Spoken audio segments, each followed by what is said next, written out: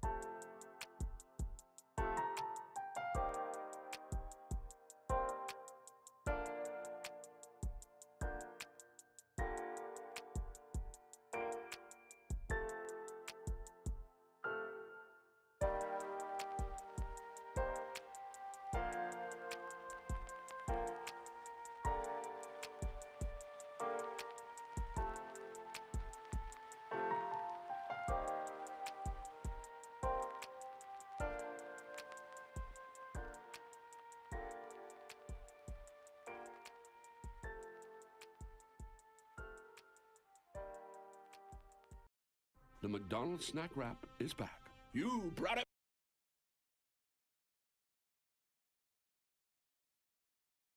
Thanks, everybody. We'll get started in just about 2-3 minutes.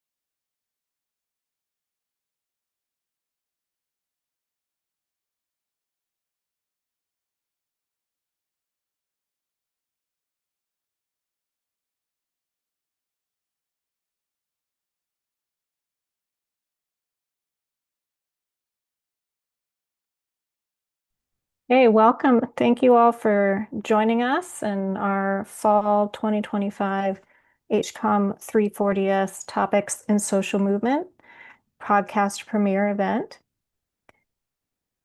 Major thanks to all of you students and our class for your deep, engaged conversations as we tackled the triumphs, challenges, and issues faced by the social movements that we've encountered this semester.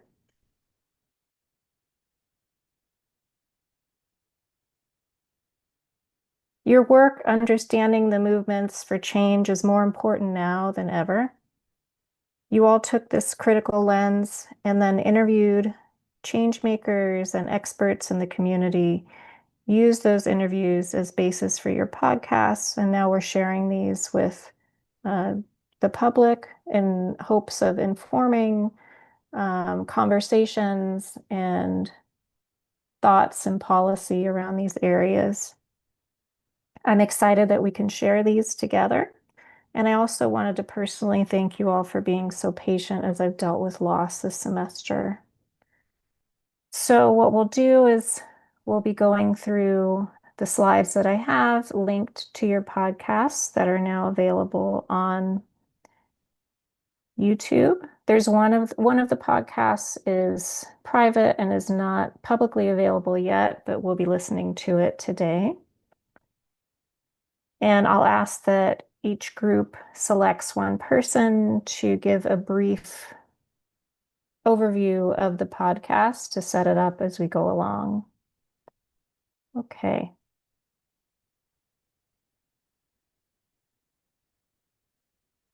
So our first podcast is Where Empathy Lives, Transformative Justice. Destiny, would you like to give us a little preview? Yeah, of course.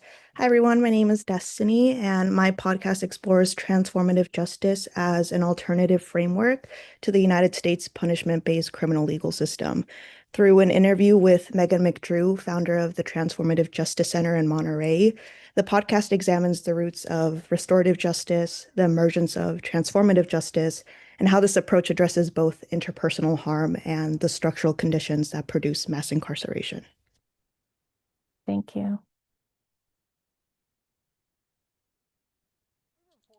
robberies and homicides every day, but a lot of people don't give much thought to what happens after someone is sentenced for their crime and then sent to prison for a life sentence. There's a woman, though, on the Central Coast that's made it her life's work to build a bridge between us and those on the inside. Ann Makovic visited her Transformative Justice Center in Monterey to find out why. Prisons are considered the most traumatizing environment in the world, and for these individuals to be facing that on a day-to-day basis, already coming from intense trauma, to me it just feels like a gross indecency. The intervening factors of what leads people to deviancy, as we say, poverty, homelessness, addiction, racism, intense familial abuse, neglect. And sometimes it's not anything. There's so many people in prison that are innocent. They never got the resources they needed to get out of that pipeline. There's so many people that just needed help and they never got it. So what we're doing now is trying to help. Welcome back, everyone, to Where Empathy Lives, the space where we dig into justice, community, and the ways in which we can work towards building a more equitable world. I'm your host, Destiny Jimenez, and today we're talking about transformative justice. We'll be discussing what it is, why it matters, and how it challenges us to rethink absolutely everything we've been taught about punishment. But before we begin to understand transformative justice, we have to discuss the conditions it emerged from. According to a 2024 report titled Mass Incarceration Trends, published by the Sentencing Project, the United States faces a pressing social issue in the form of mass incarceration, deeply impacting marginalized communities nationwide. A justice system focused primarily on punishment has led to millions being imprisoned while failing to acknowledge the underlying causes of their actions or providing opportunities for personal growth. As individuals become more aware of these injustices, transformative justice is gaining recognition as a meaningful alternative to traditional punishment. Research done by Candace Smith in her article, Restorative Justice and Transformative Justice, Definitions and Debates, explains that transformative justice not only addresses the immediate harm caused by crime, but it also recognizes the structural conditions such as poverty, racism, and social marginalization that make harm possible. In essence, transformative justice aims to create lasting change that extends beyond individuals to reshape the communities and systems in which they live. To guide us further through this conversation, I visited the Transformative Justice Center on 439 Tyler Street in Monterey, California, and spoke with founder Megan McDrew, someone whose work sits at the intersection of education, empathy, and reform. I asked Megan to start our discussion by grounding us in some definitions. I shared that I understood transformative justice as something that grows from the foundation of restorative justice, but pushes those ideas even further. So I asked her if she could explain both frameworks to me, and here's what she said. Transformative justice and restorative justice are very similar. A lot of people don't really see the difference, but so restorative justice, the best way I could explain it, restorative justice really focuses on a two-way dialogue between two different parties. So it's a lot about reconciliation when a harm's been done, and that can be between a community group and an individual, or two families, or parents and children, or what they often call like victim offender. Transformative justice can do the same thing, but it's really not focused on a reconciliation process, as it's more systemic. So transformative justice does two or three things. The first is a transformative justice model tries to take the power away from the police or the prison system when it comes to ameliorating or resolving a harm done, and they try to have what they call a community response. They do this through like training of neighborhood committees, neighborhood call systems, having like conflict mediation centers in town, restorative justice, centers or organizations. So the whole idea is to not involve the police state or the state in general, because the idea with the idea that the fact that exists is that the state is considered the major perpetrator of violence and harm. So why include the state when we're trying to resolve a harm or some kind of violent incident? Because in the end, it almost always increases the level of violence, especially towards the offender. Transformative justice also tries to understand the conditions that lead to the harm. So while in a restorative justice dialogue, the best example I read once was when, let's say, an individual steals bread from a bakery and the person gets caught. So in a restorative justice model, the thief would meet with the owner of the bakery company, and there would be a conversation, and there would be some sort of remedy or solution where maybe the thief has to do community service hours or something in a transformative justice way to keep them out of prison, because in the end that doesn't really solve the problem or make the person who's the survivor or the victim, so to speak, feel much better, like the situation's really been resolved. But what transformative justice does in that situation is they don't only have a restorative justice dialogue, but they try to look at the deeper issues of why is this person stealing bread in the first place, and what can we do to heal that situation. So in this story, the obvious answer is poverty, right? Nobody's stealing bread because they have money to buy it. They're in an impoverished situation where they feel forced to do something. So a transformative justice model really seeks to understand the conditions that give rise to harm. So things like poverty,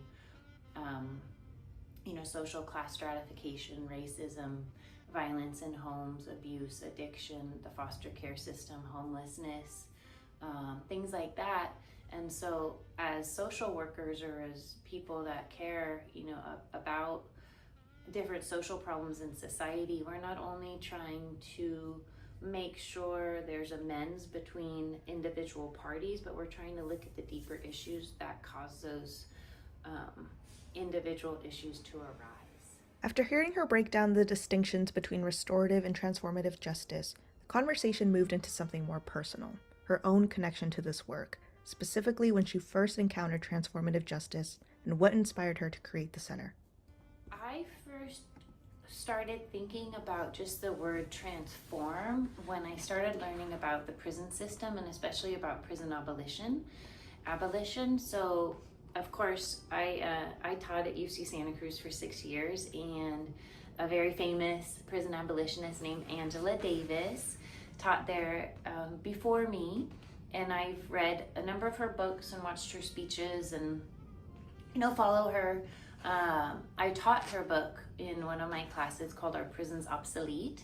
And I started learning about abolition. I joined an abolitionist book club. I started reading abolitionist literature, and I came to the conclusion that I am not so much a prison abolitionist, but a prison transformer. So what that means is I'm less interested in obliterating prisons. I used to have this image of like a wrecking ball tearing a prison down, which I think would be a great idea when it comes to the architecture of prisons and how prisons are really created in these cell environments and these cages. And so yes, I would like the prison to be redesigned, but with that said, I'd also like the prisons to be transformed. So I love in Brazil and other places, they're starting to call prisons like centers of rehabilitation, and they've even done that in San Quentin. So that comes with a name change, but with the name change also comes a structural change and a change in the entire environment of how people are treated when they're incarcerated. So I believe prisons serve a function in society. If you think about sociology, there's all these theories. There's one called functionalism. So one would see the function of prisons to remove people from society that are causing harm. That's a great thing that needs to happen, but the whole cause that I'm invested in is what next. So I believe in prison transformation. So when I started thinking about, gosh, what kind of justice center do I want to open? I literally thought, I'll call it the Transformative Justice Center. And then I learned that there actually is a term called transformative justice. And that's actually when I learned about what transformative justice means, and that those puzzle pieces just came together. I wanted something a little bit more than restorative justice, because my goal in life is really not to just have victim offender dialogues or to kind of work on this macro level, but I'm really looking at systemic change that we can make within the prison system. The transformative justice initially was opened at UC Santa Cruz in Kresge College. They gave me an office.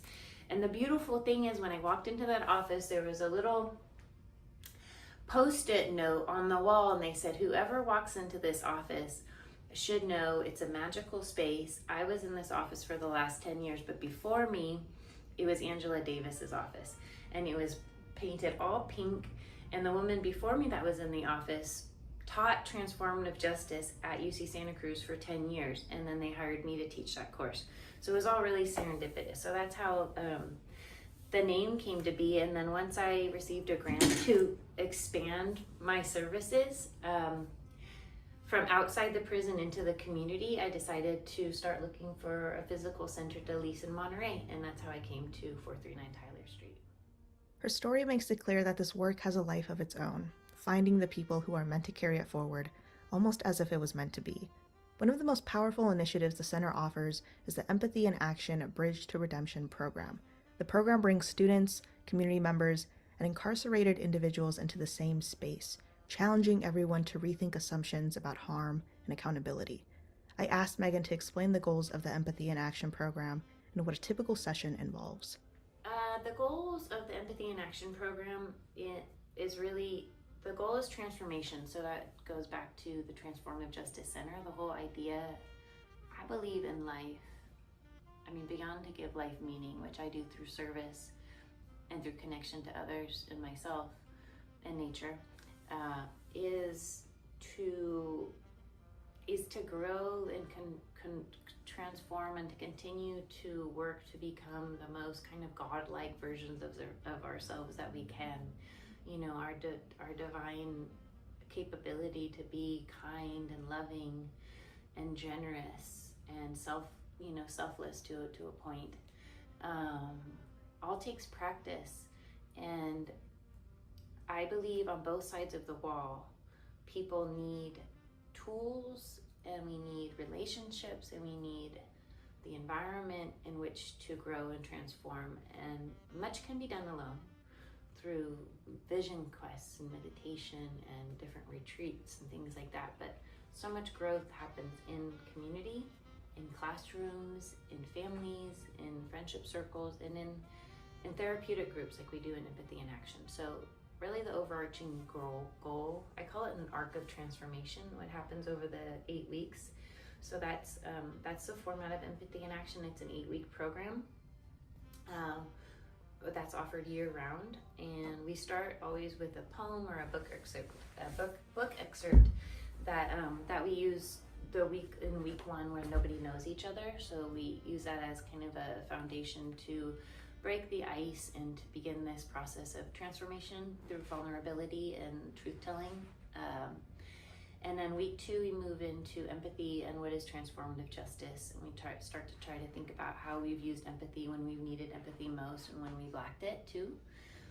Week 3, we get into conflict resolution, conflict transformation, and understanding relationship patterns, as well as healing our wounded inner child.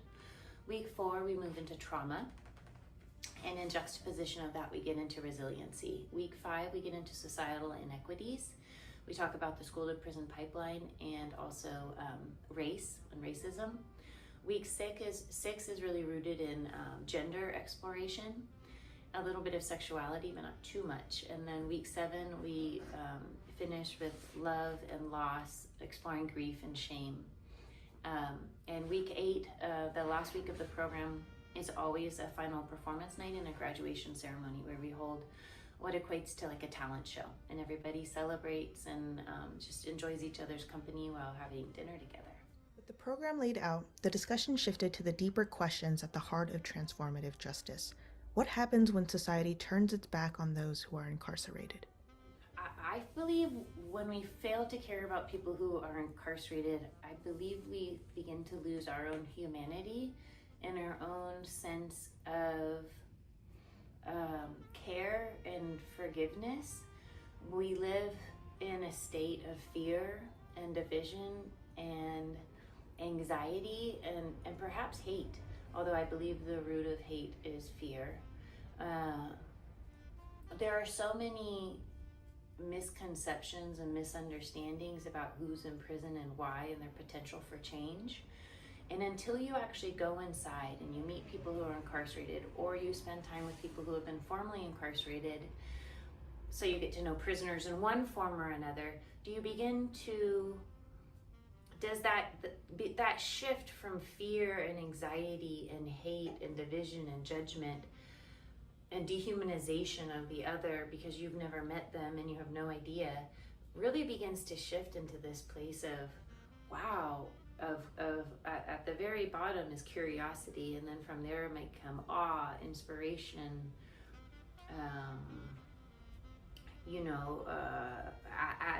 admiration, and that's what happened with me, and I started to just feel this incredible urge to then share it with others. As Megan emphasizes, the program creates an environment with incarcerated individuals that is in a way profoundly ironic, a safe space inside a system built on confinement, a space where everyone can contribute to each other's growth and where connection reminds us of our shared humanity. The power of this transformative justice movement lies in the work of people like Megan and everyone involved in her programs. These are people willing to challenge the systems around them and imagine something better. I hope today's episode leaves you feeling a bit more empathetic, curious even. If you are someone who believes that people in prison don't deserve a second chance because they never change, it's worth asking, how can we expect transformation to happen if we don't provide the tools for it? Change is possible and people are ready to grow, but only when the world around them believes they can.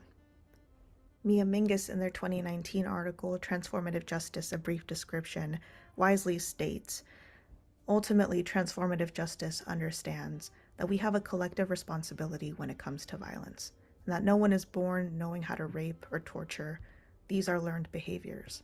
Transformative justice is a collective response to violence within our communities, and it requires that we understand that it is not about locking up a few bad apples, but that violence is a necessary norm in our current society and actively encouraged. The current rates of domestic and sexual violence are at epidemic levels, and violence against oppressed communities is extremely pervasive. Violence is collectively enabled, has a collective impact, and requires a collective response. This does not excuse people's harmful behavior or mean that a person who has caused harm or been violent doesn't need to be accountable for their actions, but it does mean that we need to understand the context in which harm and violence happen. There are countless ways to rethink the nature of prisons and redefine how we respond to crime, but there's nothing quite like transformative justice. It is rooted in the radical idea that no one is beyond the possibility of change. Thank you for joining me, and may this conversation leave you thinking and daring to step closer to the places we're taught to ignore. I just encourage people to challenge themselves in ways that force them to understand things that maybe they haven't understood fully. And you can only really do that by getting close to what you care about. So I do want to share that going into prison while we're in environments where people have committed violent crimes, not always, not everybody, it's an incredibly safe space, which is kind of the irony of it all. And so I want to dispel any fears or apprehensions people have about their own personal safety by saying that, and we make sure that people, can grow and contribute to each other's growth in this kind of safe space. So that's about it. Awesome. Thank you, Megan. Good job.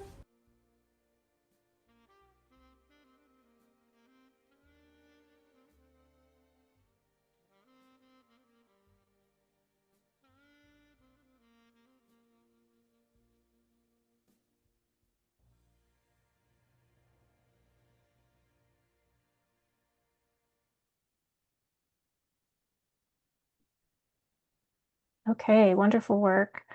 And now we have a podcast about Veterans for Peace. Seraphine, could you introduce Yep. it a little bit? Yes. Good evening, everyone. I had the pleasure of speaking to President Catherine Crockett and Vice President Sidney Ramsden Crockett from the Monterey Peace and Justice Center, where we sat down and spoke about the historical and advocacy approach for the Veterans for Peace movement, in an organization um, composed of military veterans who advocate for peace and oppose militarism. We spoke on past and current events, and um, yeah, that's about it. I Thank you. hope you enjoyed.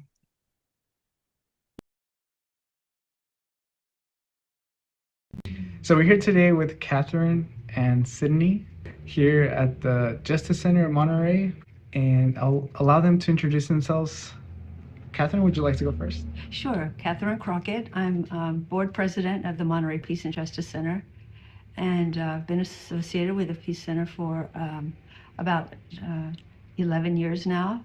And part of our working board, we're very much hands-on. We cover so many issues, advocate for so many important issues that face society, that we're all doing something and contributing. Sydney?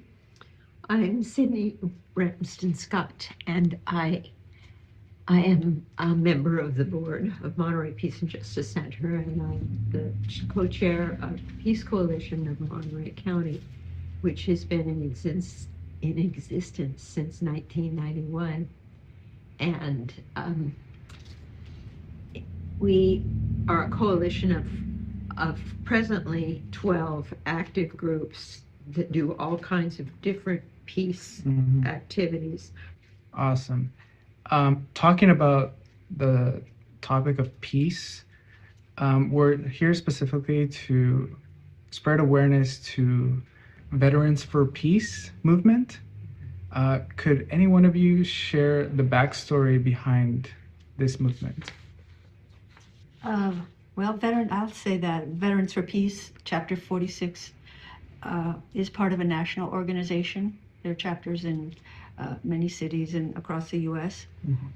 It's been a 40-year-old organization that it's an organization of veterans and allies working for peace at home and peace abroad, and for educating people about the true cost of war. So our chapter here, Chapter 46, is a partner. Right now they're focusing on a campaign called Project North Star, which is to raise awareness about what's happening off the coast of Venezuela and the extrajudicial killings, and the illegal move by our own military to literally murder, without positive identity of who they're blowing up in the waters off Venezuela. And so we're approaching our local naval postgraduate and just the community at large to get the word out that you have the right to resist. Enlisted people have the right to resist. They took an oath to abide by the Constitution, and it's a lifelong oath.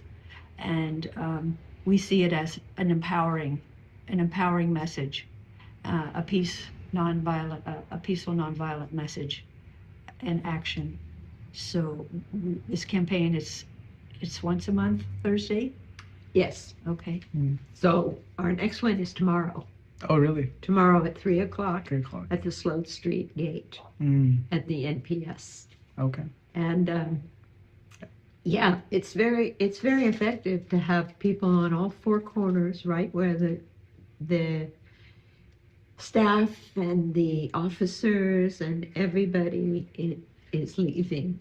Sort of leaving time is from 3 o'clock on, actually. Okay. Sometimes we stay till 4:30. Okay. Or 5. And then pretty much everybody has come through the gate. Yeah. And seen our signs, which remind people that they have the right to refuse orders that are unlawful or unconstitutional or are plain immoral to the extent that it would be recognized by the International Court of Justice. So what do you think, because justice seems to be a strong word for this movement that tells its story, what do you think justice means specifically for veterans in this fight? And from you guys. From what my understanding is, veterans want, they want men and women who are thinking about serving in the military to know that our military often uses U.S. forces instead of diplomacy, instead of negotiating. They will use it as the go-to action instead of taking time. Negotiation is can be a long process, a very long, slow process, but it works. So the cost of war is something that we think everyone who signs up for the military should know. So it's like an interplay between different identities working to amplify this cost of war that you speak of. Interesting. That's our strength, the Monterey Peace and Justice Center and the Peace Coalition in particular, bringing these organizations together because it amplifies our voices, and we're much more effective in serving our mission. Yeah, I was just going to bring up what methods do you guys use, but like you mentioned, you bring in a coalition of different organizations to spread that awareness. So we urge people to contact our members of Congress, our leaders in high office, and call them. We circulate petitions, letters that they can sign on to. They come to rallies. We do protests. We do protests at outside their offices. We do our best to get the word to our electeds that we do not like what's going on. And we do it peacefully. Right. We do it peacefully, but we also say what's going on. Right. And we are trying to get it more and more into the public's awareness that our government doesn't tell us the truth many, many times. And it exaggerates, and it does not give justice, the justice that is owed to the military by not telling them what they're going to be doing, by not leveling with them and telling them, now this is the kind of thing that you're going to be doing. Is there, you talked about peaceful protesting as a strategy. Has that strategy ever backfired for you guys on this ongoing movement? Well, we lead with love. We are peaceful people, and we do it peacefully. Yeah. But we just say, we try not to use bad language ever. That doesn't mean that there aren't some people at the rallies, at the big rallies, who might use some bad language. Yeah. But we try not to. We just try to tell the truth as much as we can discern it ourselves. And we do a lot of research. We check in with, organizations that are so reputable. Union of Concerned Scientists is one of my chief sources, and the anti-nuclear movement is filled with some of the most top physicists who say this, not only is this not necessary, because we already have a nuclear arsenal that can take out the entire world,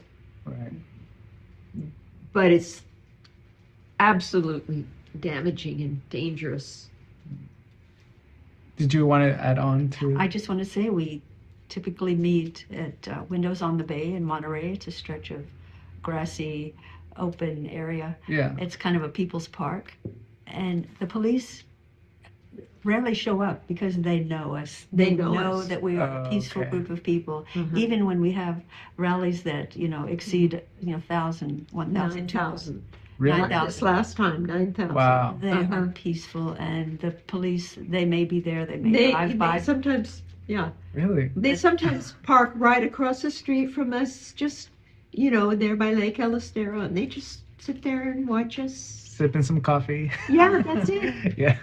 Because they know. I mean, and we get permits for the rallies, so we're not doing Yeah. anything that they don't know about ahead of time. Oh, that's interesting. You need permits? Well, to- for the large rallies. larger rallies. Uh-huh. Yeah. Wow.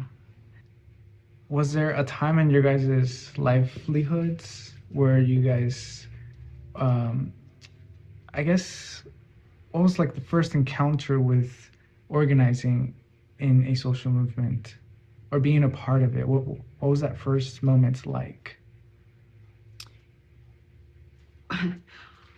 I came back from living in England for 4 years. And it was still the end of the Vietnam War, the war in Vietnam. Mhm. And I had a very young daughter, and I met some women who said, "Oh, we're going to go to the protests. We're going to protest this." And I, of course, knew about the war in Vietnam, but being in England, I had not been paying nearly as much attention. But that was when I became involved. I went to the rally, and I started reading everything I could about the war and the reasons that the administration at that point were giving for why we needed to do this. And I became a confirmed pacifist. I think I always was a pacifist from the time I was a little kid. Mhm. I mean, it's just, yeah. But anyway, that was when I first really got involved. And that was over 50 years ago, 55 years ago. What do you think has changed since then for social movements? There are more social movements. There are more movements for peace and social justice and environmental sustainability. And there are many, many more people involved. Mm. We don't see that because most media focuses on the negative. Mm. What was that first experience for you? I think as a teenager, my family was impacted by the Vietnam War. I had 3 brothers who served in Vietnam consecutively. Wow. And it was really a hard time for the family, especially back then on the nightly news. We would have body counts. You would see films of bodies being, in the coffins and the names even being scrolled across the screen. Walter Cronkite, and we talk about the Vietnam War and the casualties. And as a teenager, my parents were politically engaged and encouraged me at the age of 18 when I got the right to vote for first presidential election. Made sure I voted for the anti-war candidate, which I did, and that instilled in me, a sense of paying attention to our leaders. And so then that was in Texas. I moved here and in 1999 and was still working full-time in my career. But I would drive into Monterey on the weekends, and on Sunday afternoon I would see this group of people standing there in the grassy park area with no nuke signs and peace signs, and I'm thinking, it's beautiful Sunday afternoon, and these people are so dedicated. They're standing out here, and I would see them time and time again. And when I finally retired from my job, I joined up with a local sustainability group here, and their headquarters was here in the Peace Center. Oh. And I met those people, and I immediately knew this is home. This is where I want to spend my volunteer time now that I'm retired. Yeah. And that was 2012. Wow. Do you guys think there's an issue with identity where, as a person, we protect our identities because it presents like a sense of value and purpose for ourselves, how we interact with the world around us? And then there's, from the perspective of a veteran who protects the identity of a nation and what that entails. Again, sometimes they're forced to go undertake actions like bombings in other places. So where do you think that separation could lie, I guess, with identity? Well, I think it may be different for, everybody. Some people want to be out front, and some of these veterans have been through combat duty and, multiple tours of, in the military, and they come back and they see, okay, we can't, even though I'm, discharged, I can't sit still. I've got to do something about this. They took an oath, and so being watchdogs, for against ICE sweeps and things like that, it sort of comes natural to them. It's kind of built in after they're discharged from the military, I think. Yeah. And then others, I remember being so timid, I was just afraid of putting my name on anything or being out front. But then I started hearing stories of these lifelong peace activists, and particularly some of the from the Black community who grew up in the Jim Crow South, and what they endured and how strong and how brave they were. I thought, oh my gosh, if they can do it, I can do it. Yeah, just get out there and do what you can. And at my age, I've lived a good life. I mean, a long life. I can speak for somebody who maybe isn't there yet. Yeah. Right. Me too. Well, thank you guys so much for your time. Is there any lasting words you guys would like to let the audience know about the Monterey Peace and Justice Center? Well, we are a resource. I think sometimes it becomes overwhelming to someone, especially a young person, to know that it just seems so overwhelming, all the things that are happening. All the violence and negative things. I see our democracy crumbling, but to know that people are here, have been doing this, and we're established here, organizing people and connecting people to be change makers, and that helps. I think that's what we strive to be, a presence.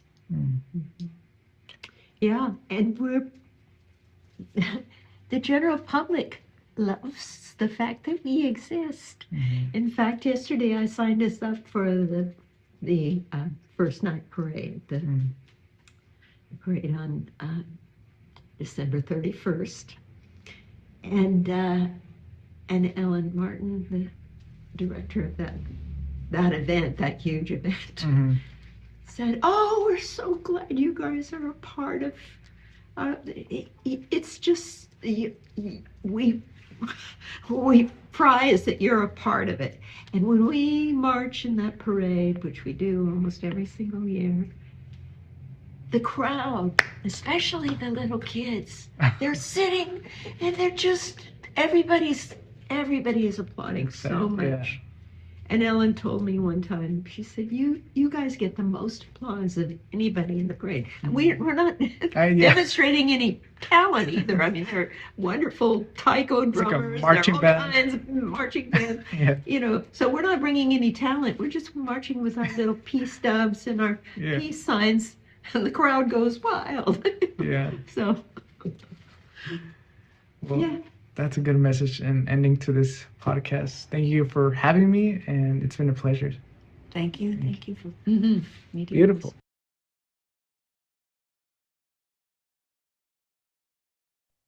Thank you very much. All right. And then our group that was reviewing issues around tribal federal recognition.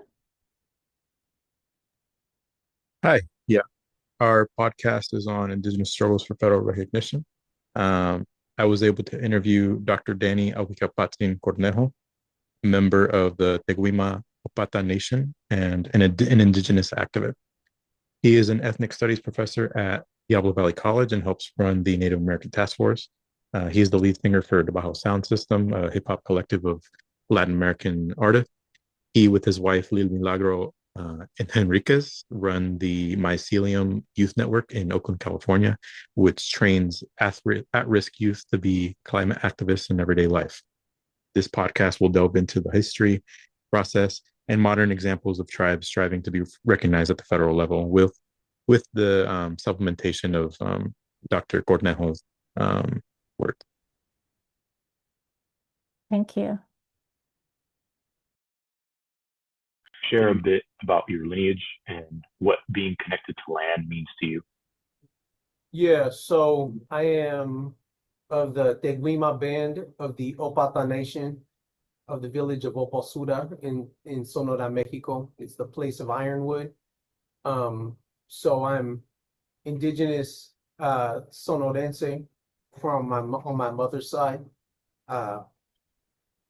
We're also Chicano on that side, in that, you know, our family, that Mexico-US border didn't really apply to our family historically. We were always crossing it, you know, up into the Tucson region, down into Oposuda and Hermosillo. And then when the Treaty of Guadalupe Hidalgo hit, nothing really changed for us.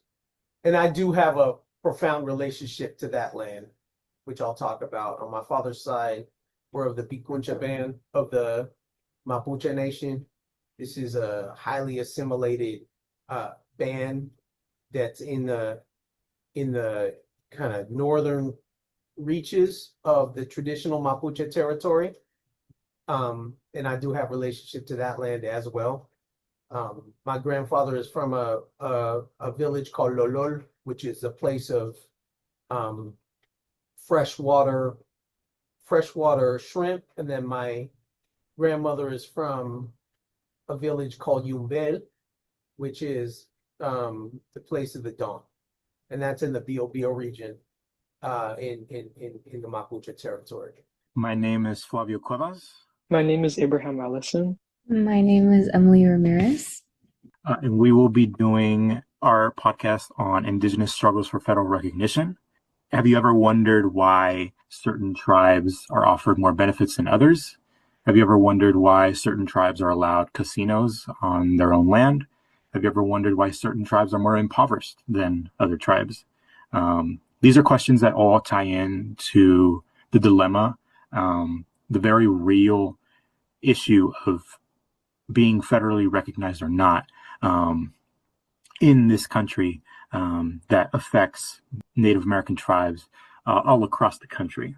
A major part of our research focused on the process of federal recognition as itself and outlining the reasons why some tribes may never achieve federal recognition.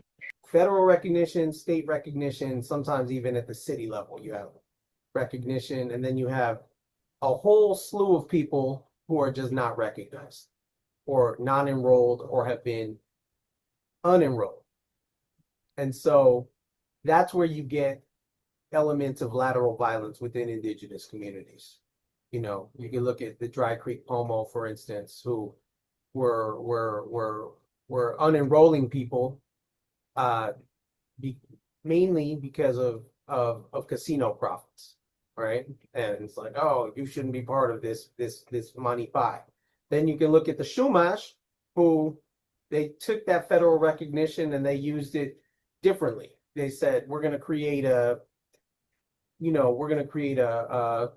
medical center, and we're going to take this casino funding and use it for language reclamation. And obviously imperfect as well, but I think there's a certain level of autonomy that comes with federal recognition. But there's also a certain level of exclusivity that comes with it. One such tribe is the Muwekma Ohlone tribe of the San Francisco Bay Area. They face many challenges. Their story begins all the way back in 1989. After obtaining their positive determination of previous unambiguous federal recognition, meaning that the tribe had already been recognized federally in the past, the Muwekma tribe still had to submit additional documentation to satisfy the bar's 7 mandatory criteria.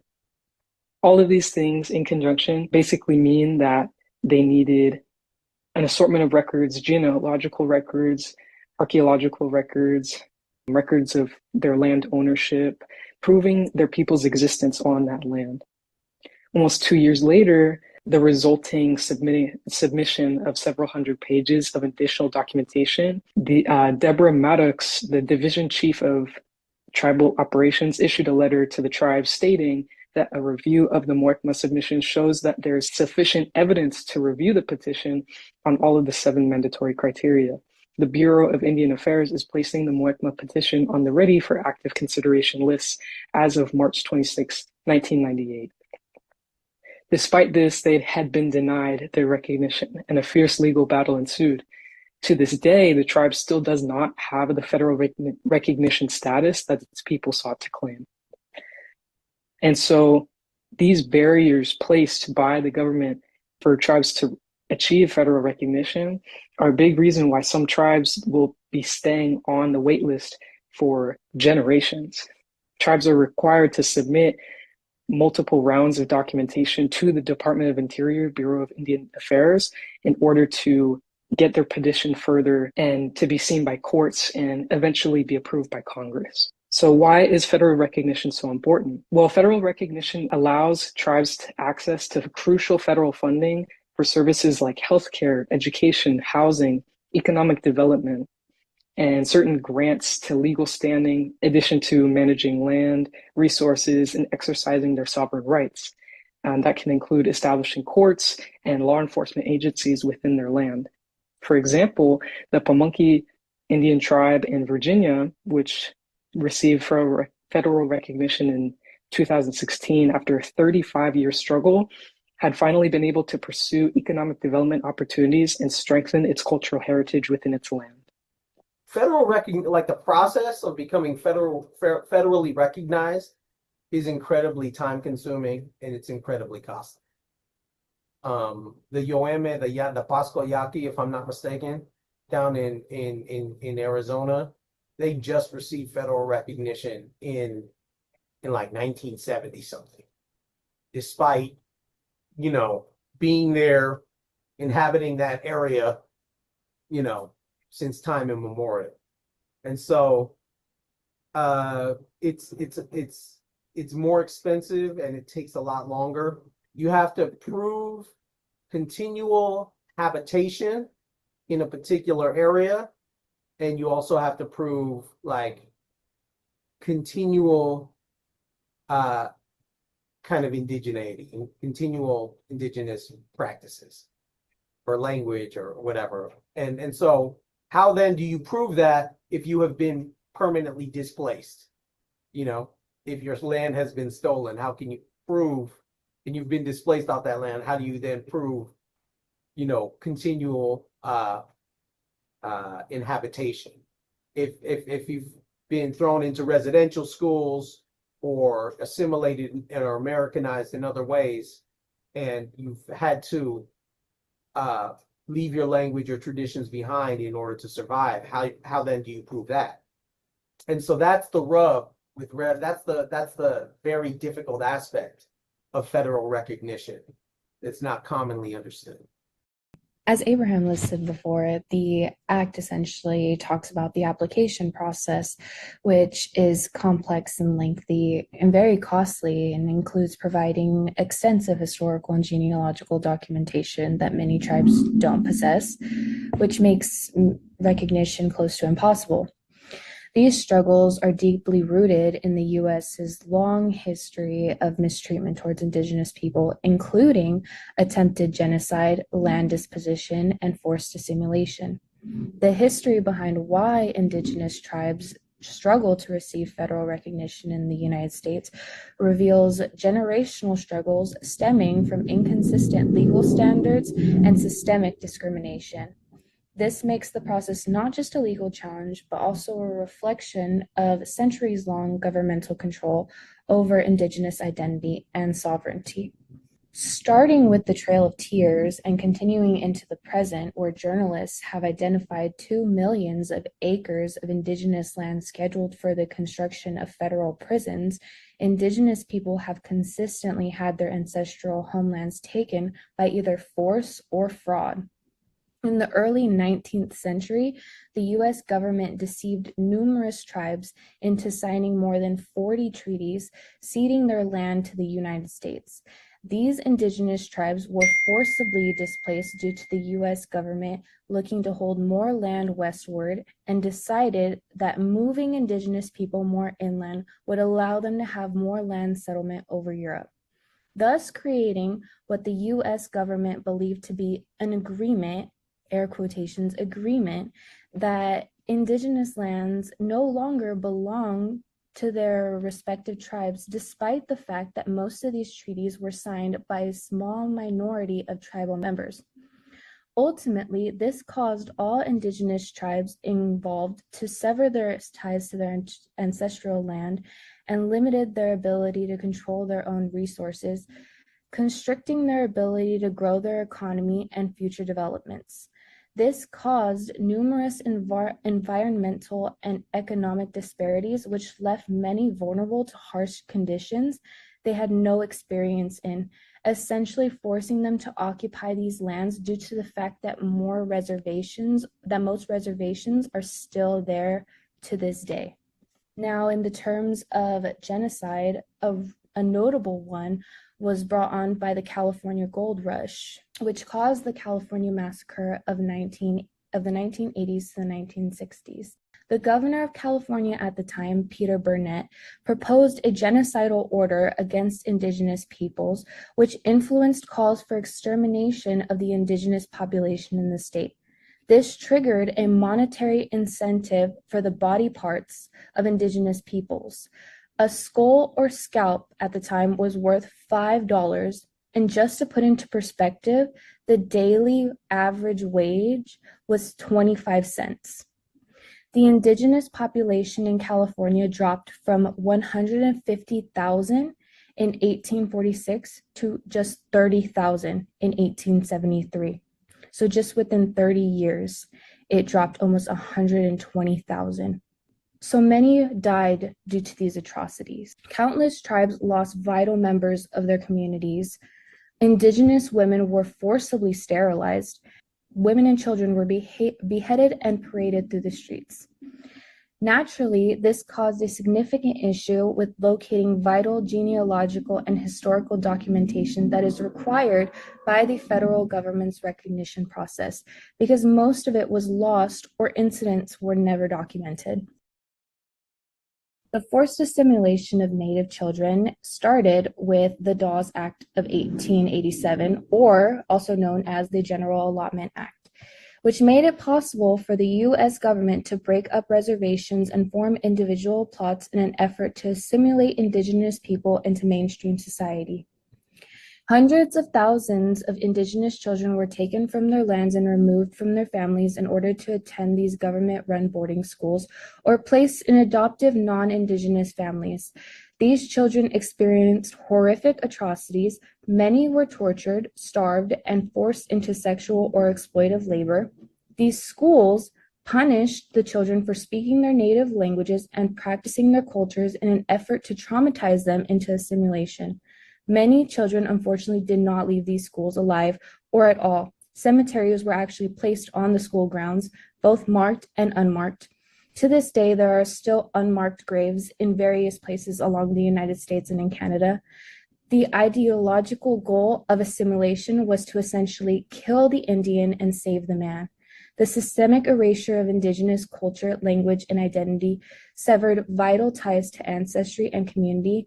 It made it far more difficult for tribes to prove their continuous existence and gain federal recognition in the present day. So much culture was lost in these schools, and these children were never the same. Let's take into account the context of today. When it comes to the late Ruth Bader Ginsburg of the United States Supreme Court, a lot of Native Americans have a bad taste in their mouth after the death of this great Supreme Court justice. The reason for this is not really known to the wide public, but when it comes to, in particular, the Oneida Nation, Ruth Bader Ginsburg, in a case titled Sherrill v. Oneida Indian Nation, which was in 2005, to deliver the 8-1 majority that struck down the tribe's chance at purchasing some of their lands back, She, quote, said, "Given the long-standing non-Indian character of the area and its inhabitants, the regulatory authority constantly exercised by New York State and its counties and towns, and the Oneidas' long delay in seeking judicial relief against parties other than the United States, we hold that the tribe cannot unilaterally revive its ancient sovereignty, in whole or in part, over the parcels at issue." This was a controversial decision amongst the Native American community.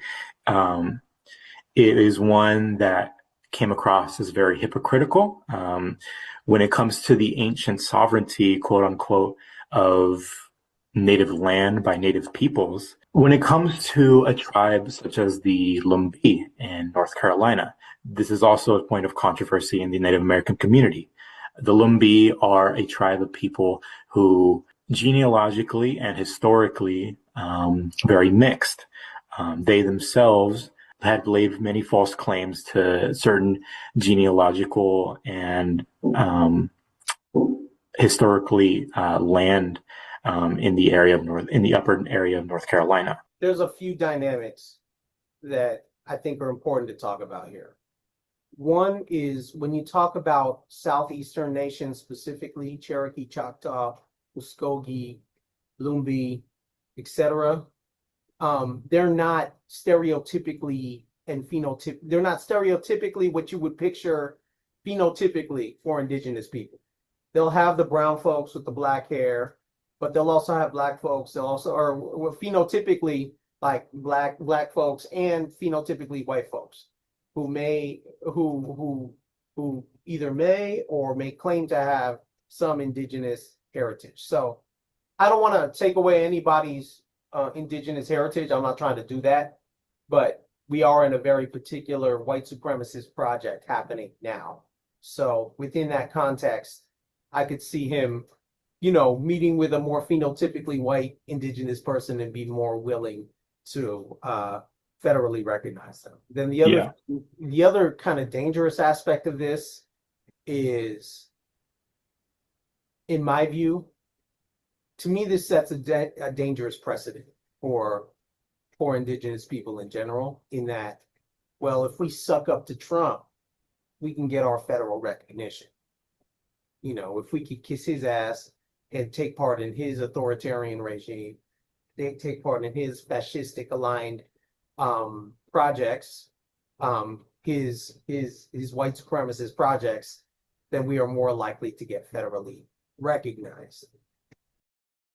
In 2019, a Cherokee chief testified against the recognition of the Lumbee, stating specifically that he did not feel that, as someone who represents the tribe of the Cherokee, who can only receive so little resources at the time under the Trump administration in 2019, he stated that he felt that it was unfair for a tribe like the Lumbee, who have laid false claims to the identity of being Native American, for them to also be receiving resources when, first and foremost, the direct descendants of those who, quote unquote, directly quoting him, the direct descendants of those who survived one of the most calculated genocides in the history of mankind, the Trail of Tears.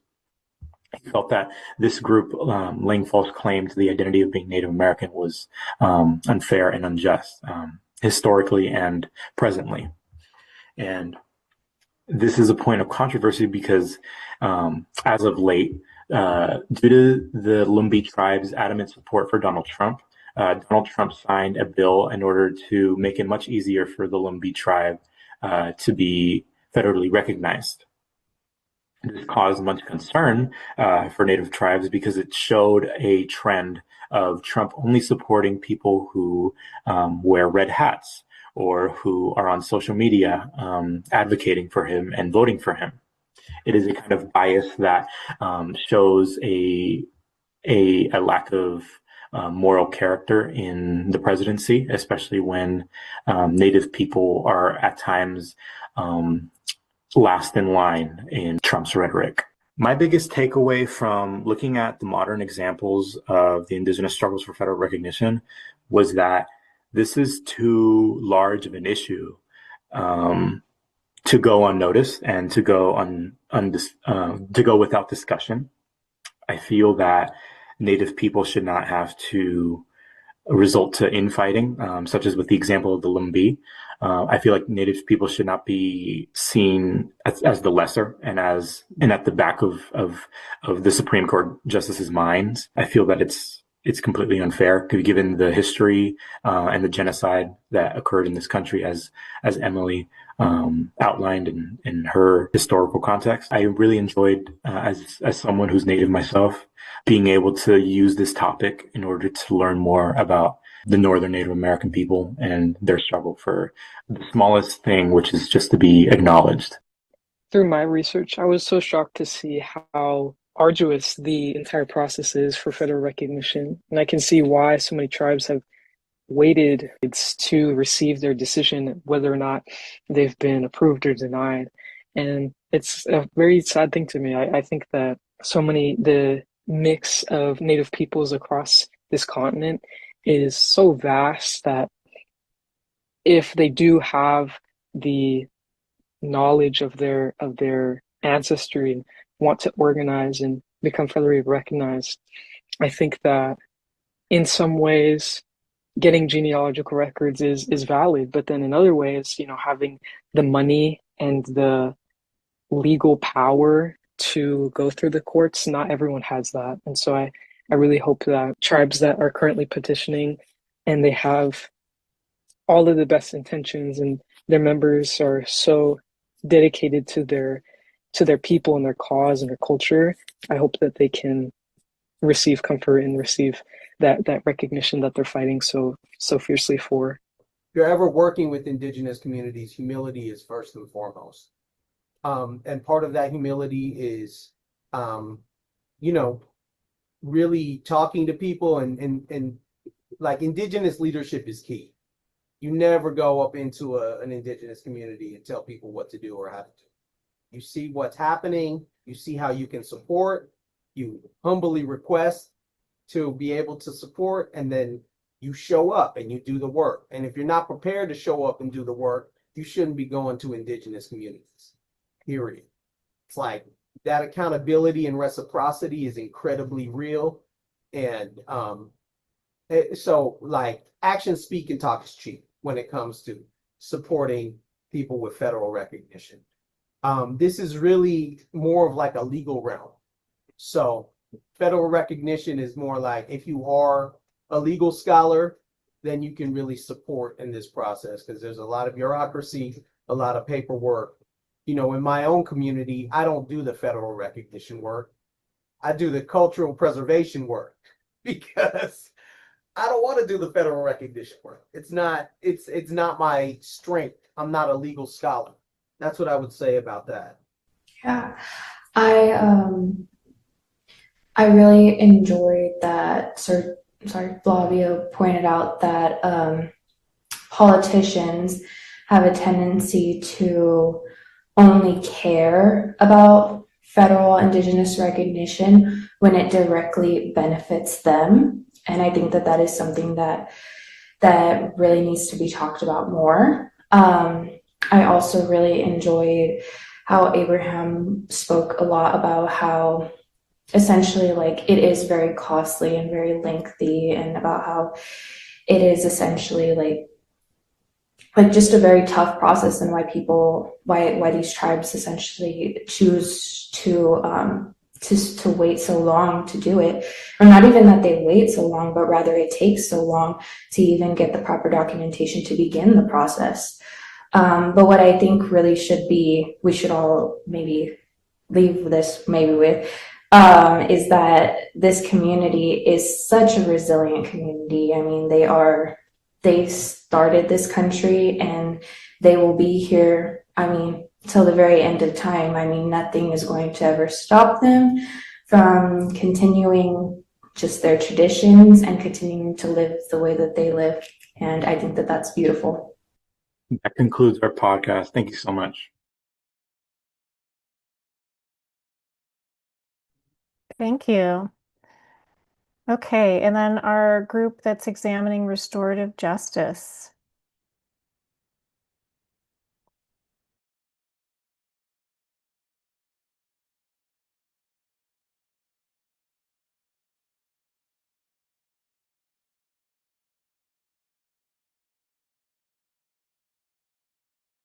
Could somebody provide a little bit of context?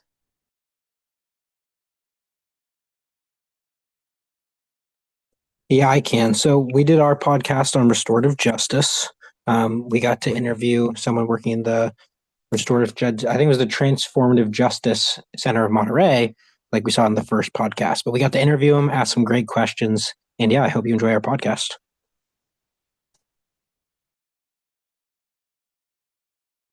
Welcome to the Restorative Justice Podcast. Sit down and listen as we talk about restorative justice. To make this podcast possible, we had our lead interviewers, Danica Burton and Natalie Macias, lead researchers, Natalie Mancinelli and Danica Burton, narrative editors, Destiny Gonzalez and Natalie Macias, and audio editor, Hunter Berman. Sit down and listen and enjoy. Hi, my name is Natalie Macias. And now Danica Burton.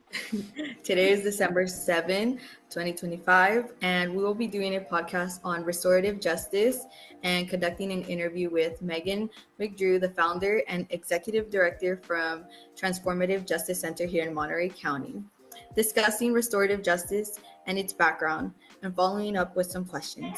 Starting off, we're going to discuss what restorative justice is.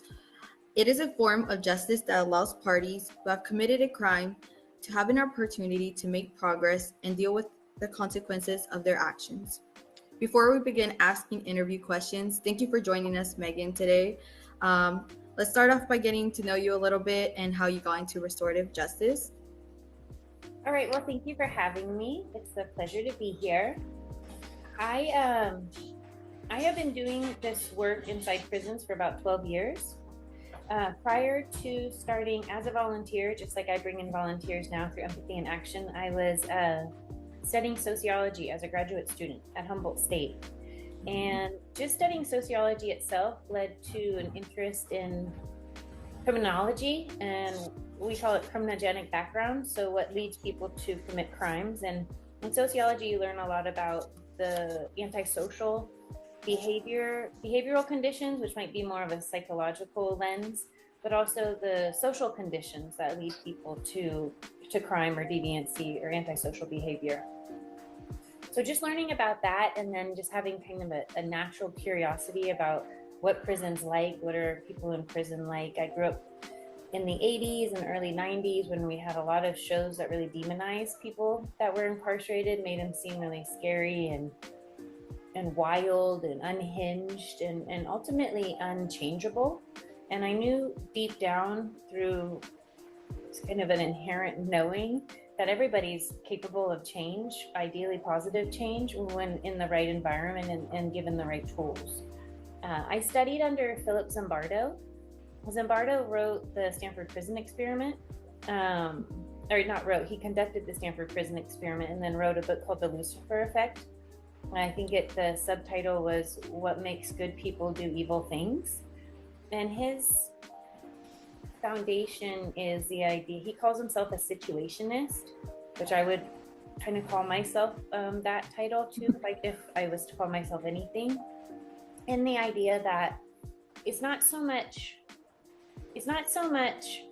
any overarching condition or any sort of pre-genetic disposition or anything that leads people to crime. It's ultimately a situation someone might be put in. And it could be a situation that becomes chronic or something over time, like neglect during childhood or chronic abuse or something like that. But in his experiment, he saw relatively good people do really monstrous things when put in the right environment. And so I took that to the other lens to say, like, you know, if we put people who have done some really heinous acts and who have caused a lot of harm in society in the type of environment that's conducive for healing, I mean, my theory, and it's proven to be very true, it's really the premise of rehabilitation, is that it works. Even with people say they're beyond saving or they're sex offenders and they can never, get out of that sort of perversion. None of that's really proven to be true. So just those early years of studying led to my interest in the justice system overall. And then restorative justice really came a little bit later, actually, as I was studying with Angela Davis, and I started teaching at UC Santa Cruz, and I started teaching also in 2 prisons. So I taught at Hartnell. I taught through Hartnell College at Salinas Valley Prison and CTF Soledad as a sociology instructor in the college program. So I was going into those 2 prisons for about 6 years. At the same time, I was teaching at UC Santa Cruz. And UC Santa Cruz is where I opened up the Transformative Justice Center. Well, we can start off with our first question. So, what inspired you to get into restorative justice?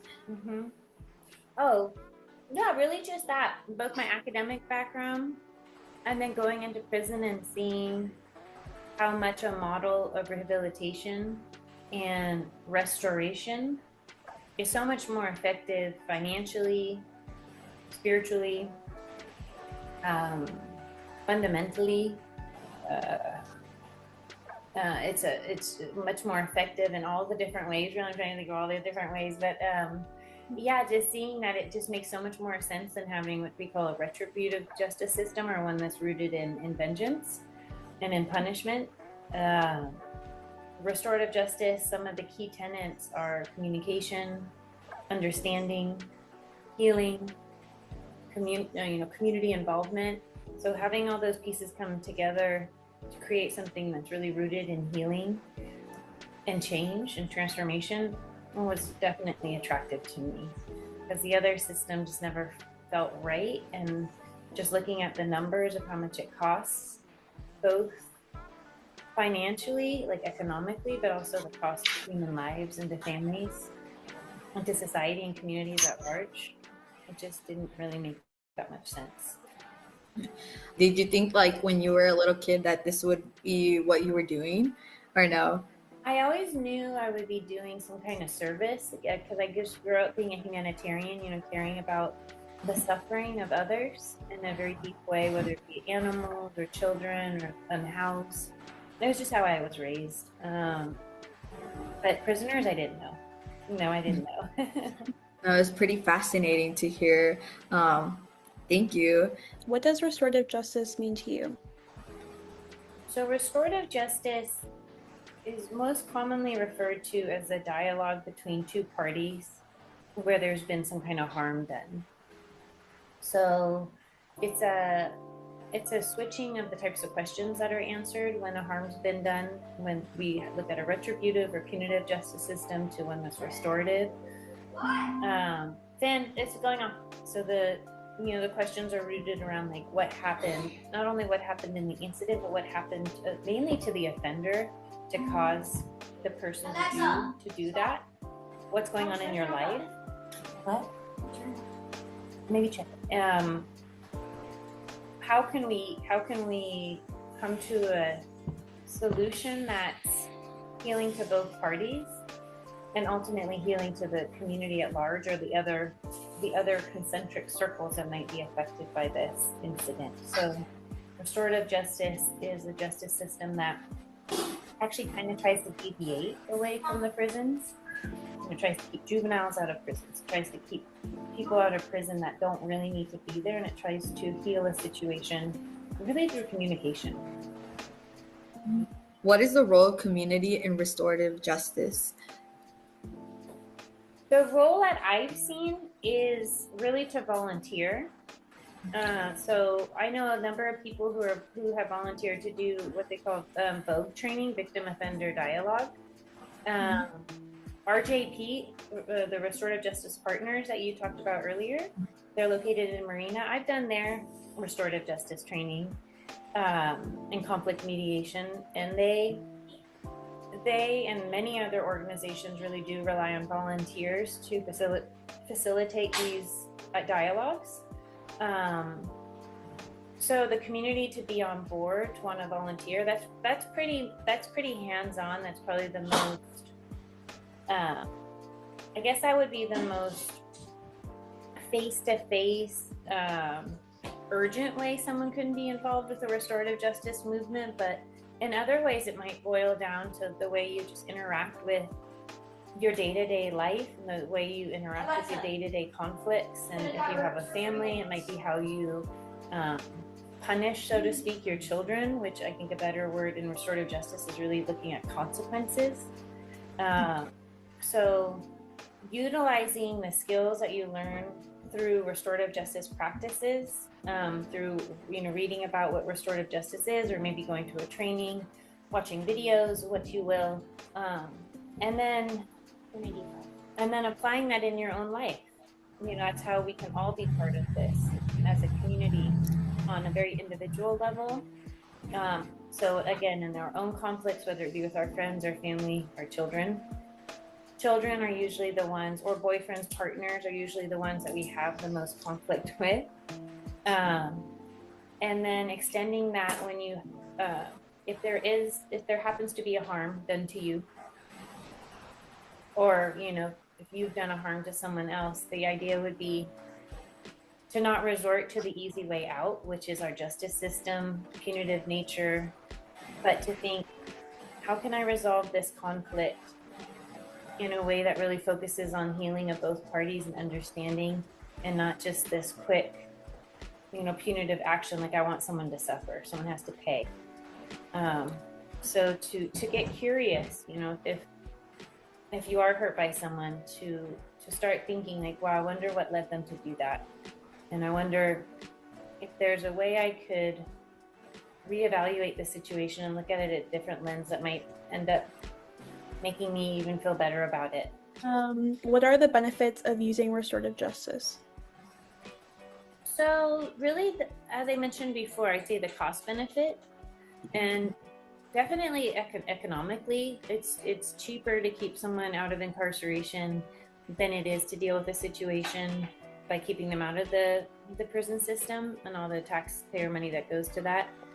It's also more economically sound because usually if there is some kind of consequence for, let's say, the juvenile, which is the most common type of victim offender dialogue there is between like a juvenile and whoever was the other person, they're going to probably have them do like community service or something to give back to the community. So in that sense, you're also, you're not only saving money, but you're giving back. And then the cost just to families' lives, to the community.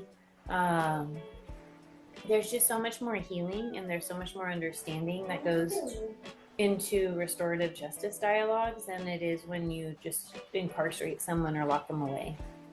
And what that leads to is a lot of fear and anger and hate and division, where restorative justice leads to a lot of understanding and forgiveness, ultimately love, if there's space for that, and a grasp of the conditions that lead to harm. So it's just such a greater understanding of what's going on in the situation than just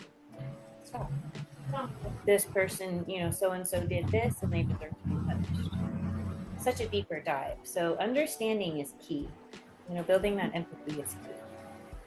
What challenges do you think come up when trying to use restorative approaches in places that rely on traditional discipline models? Well, we've seen, less suspensions in school, less expulsions, less people going to juvenile hall if they have like a juvenile infraction. We've seen in the prison system just the survivors of crime or survivors or victims of crime who have lost a loved one come to so much more peace and understanding when they've had the courage and the desire to reach out to the offender. So I've only seen really positive impacts of people utilizing the restorative justice model. That's good. So you typically would see that less people reoffend again after going through this process then? Yeah, of course. Yeah, great. Thank you. Yeah, and less people reoffending if they're, once they get out. And yeah, maybe even forging a relationship with the people that they had the initial offense. All sorts of really wild, beautiful things have happened when people have stepped over that line of courage and curiosity and tried to get to know the person that caused the harm. What role do you think culture and identity play in shaping how people engage with these practices? I'm sure, I think it plays a huge role, especially in just even knowing that it exists. If you're in a culture or community that really values higher education, you'll probably hear about restorative justice along the way. If you, on the contrary side, if you've lived in impoverished communities or historically have been part of marginalized races or cultures, you're probably much more acquainted with the justice system. And you might have heard of restorative justice through that, if you've been lucky enough. Fania Davis' book is called Restorative Justice in Prison, and she talks a lot about how there needs to be more of a restorative justice racial movement. But she's based in Oakland, and it's a lot more progressive, so it really does matter where you are in the world and your place in the world, and what you really have access to. And we learn that people with more access to resources typically have more capital, whether it be cultural capital, economic capital, or social capital. So really knowing what restorative justice means and how it can be applied, it can be a huge blessing because you are in that upper echelon of learning in academia, or it could be that you're in kind of the lower rungs of the hierarchy of privilege and importance, and you're actually stuck in the what is it called? Revolving door of the justice system. Those would be the two groups of people I think would really know about it the most. Those were all our questions. Do you have anything else that you would like to share with us or with our viewers? I just encourage people to get in touch with me. You can always Google the Transformative Justice Center. There's only really one, as you said earlier. Yes. It's transformativejusticecenter.org. Another website, it goes to the same place. It's a little easier to remember, is empathyprisonprogram.org. I bring people into CTF Soledad Prison and Salinas Valley Prison every week over 8-week periods. And the Justice Center itself is located at 439 Tyler Street. I have a prison cell in there. I have all sorts of incarcerated art, crafts, writing, videos. So it's a great place to learn about incarceration and hopefully get curious enough to want to then commit to prison with me. So my name's Megan McDrew, and I can be reached on the website through the contact me area. Perfect. Well, thank you so much for joining me and Danica today. Thank you. It was a pleasure. I'm glad it worked out. Thank you for listening to our podcast. I hope you enjoyed learning about restorative justice. Don't be afraid to volunteer and work with your local community. Thank you so much. Thank you. Okay. So we have water recycling, and then we'll have our Moss Landing podcast after that. And then I'll just give a couple closing thoughts and reminders. Would somebody like to introduce the water recycling podcast? Yes, I can. Hi, good evening. This Recycled Water Program podcast was a collective effort by Sydney, Dustin, Holden, Sergio, and myself. We had the opportunity to interview Dr. Yoram Cohen, a distinguished research professor of chemical and biomolecular engineering at UCLA, regarding his work in recycled water projects in Salinas, California. Our podcast is exploratory on the general history of recycled water programs, along with the societal, financial, and environmental impacts that are associated and correlated with such programs.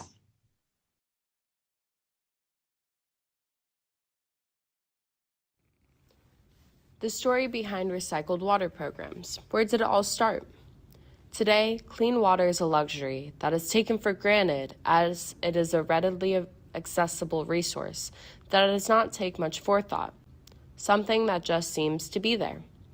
Whether it's water running from the faucet or the water needed in growing the food on your plate, everything in today's society seems so guaranteed.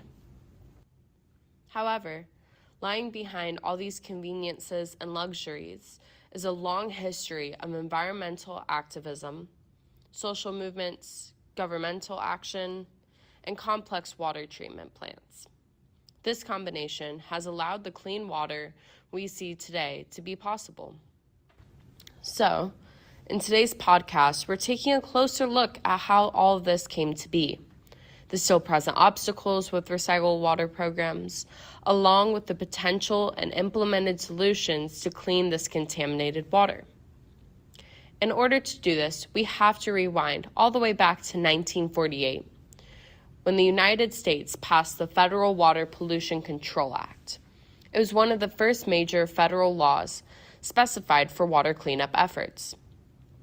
The intention was there, but to say the execution fell short is an understatement.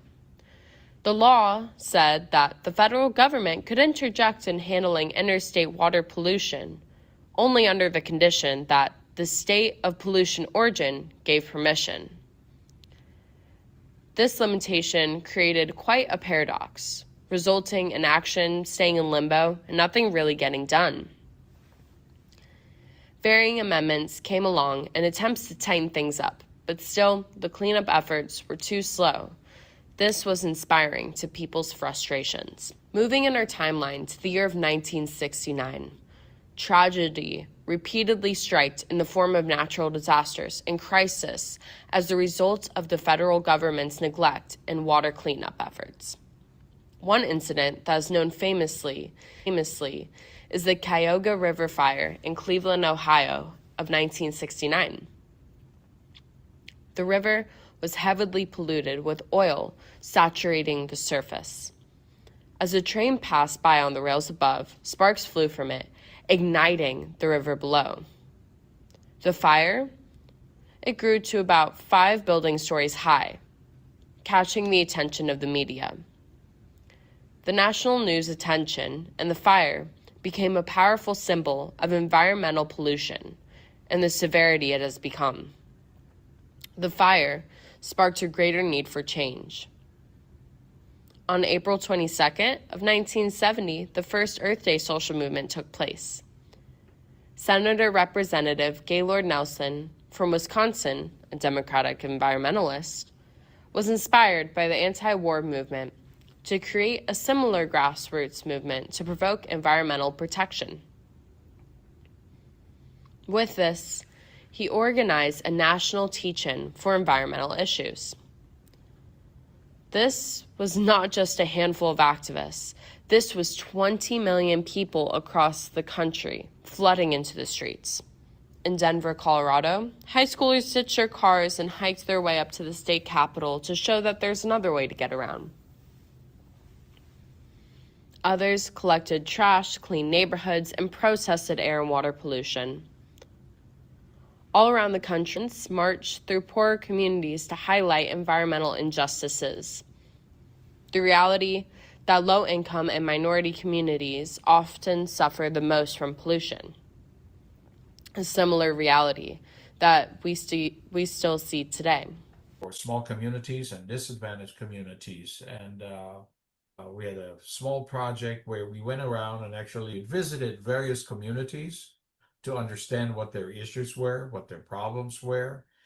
And I was, struck by, learning, quite a large number of communities that did not have safe drinking water or safe potable water.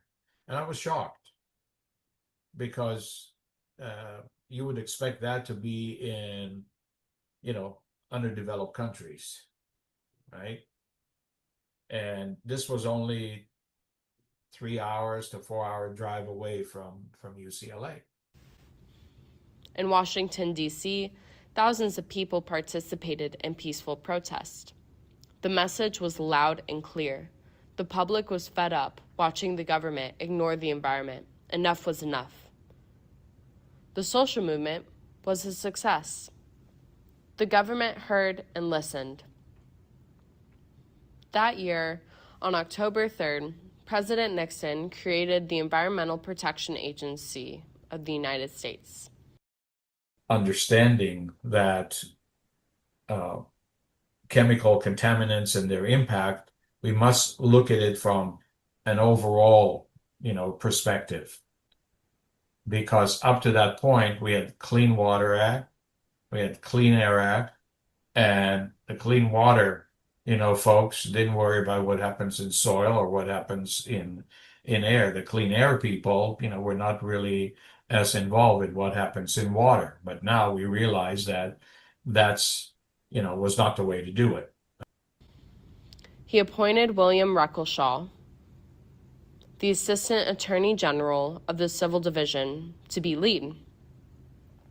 Almost immediately, the EPA began to enforce the acts in place, taking legal action against big polluters, sending the message that ignoring environmental protection was no longer an option.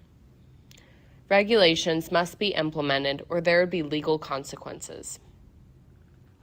In 1972, following massive pressures, Congress passed the Clean Water Act of 1972. This has become arguably one of the most important environmental laws in the United States history, which Nixon attempted to veto but was overruled by Congress. This in itself shows how strong the momentum for change was. It changed everything in how we looked at the importance of clean water and recycled water programs. The Clean Water Act created rules and regulations for what could and couldn't be discharged into the rivers and oceans, forcing industries to clean up their wastewater. The federal government began funding the building of sewage treatment plants and the expansion of standards for clean water across the nation. A growing challenge became clear. Pollution does not come from one pipe or factory, but from entire landscapes, farms, cities, and neighborhoods. Municipal water treatment plants were required to meet secondary treatment standards. The secondary treatment standards require safer and cleaner discharge into the environment. From all this came the beginnings of recycled water programs that are designed to treat wastewater for proper disposal and safe reusal. To fast forward the discussion to present day, I'd like to introduce my co-host, Holden, who will be discussing the financial and environmental impacts of these recycled water programs at a local level. Hi, my name is Holden Pimentel, and I found the more time we spent learning about California's water systems, the more we're able to realize just how fragile and complicated they really are. Monterey County just so happens to be one of those places where the complexities show up in full force. When you look at the region's water challenges such as groundwater overdraft, seawater intrusion creeping inland, and droughts that seem to hit harder every time they appear, it's been made clear to us by Dr. Cohen that business as usual just isn't an option anymore. But what is interesting and also pretty inspiring is how Monterey County has responded. Instead of relying only on traditional supplies, they've built some of the most innovative recycled water systems in the state. One that really stands out is Pure Water Monterey. This project is led by Monterey One Water, and it's basically the county's modern approach to turning wastewater into a reliable, high-quality water source. They take everything from municipal wastewater to stormwater, even some agricultural water, run it through an advanced purification system, and then inject it into the seaside groundwater basin. Pure Water Monterey has helped produce over 10,000 acre-feet of new water every year. For a region facing overdraft and seawater intrusion, that's huge. It recharges the aquifer, reduces pressure on other stressed basins like the Salinas Valley, and cuts down on the need for imported water and desalination. It's one of those rare solutions that checks both the environmental and practical boxes. But this wasn't the beginning of Monterey's water purification story. The county has been recycling water for agricultural for decades. Up north, the Salinas Valley Reclamation Project and the Castroville Seawater Intrusion Project take treated water and deliver it to around 12,000 acres of farmland. These systems alone have helped slow seawater intrusion and reduce how much groundwater growers need to pump. It has also kept more wastewater out of the Monterey Bay Environmental Protection Agency to boost its output. That investment is expected to supply more than half of Monterey Peninsula's potable water in the future, which is incredible, but also shows how financially heavy these projects can be. Still, when you compare those costs to the alternatives such as depleted aquifers, water shortages, or massive desalination plants, the financial numbers begin to make a lot more sense. Manage energy use and navigate layers of coordination between agencies. Then there's the social side. Getting the public comfortable with the idea of potable recycled water takes time. It requires outreach, education, and a cultural shift. Monterey County has slowly but steadily been making that shift. To many people as of now, recycled water is not seen as an emergency backup supply, but as a cornerstone of long-term resilience. That's what has stood out the most throughout our research. I think recycling is important. It's critical. And it's really, if you think about it, it's a no-brainer. If we can, if we can recycle, we can cut water, usage that is fresh, water, or let's say that the allocation that we need can be reduced by, probably 40%. Challenge is to educate people on how they use water to conserve. In other words, what we're trying to do is reduce the volume of water that we are using of fresh water, and reduce, the amount of basically wastewater that we are discharging to prevent, ourselves from discharging it to the environment, and to make sure that we, reduce the volume of water resources that we use that perhaps are not cannot be easily replenished. The county isn't treating recycled water as just another meaningless project. It's part of a one water approach, which is a philosophy that says wastewater, stormwater, groundwater, and drinking water are all connected, and we need to manage them together. That I look at it from the following viewpoint. And maybe the easiest way to explain it is as follows. What we need to have is a water portfolio that is, sufficiently diverse, because during different periods of time, we'll have different levels of water demand. We may have, not may, but we will have droughts, okay, in California.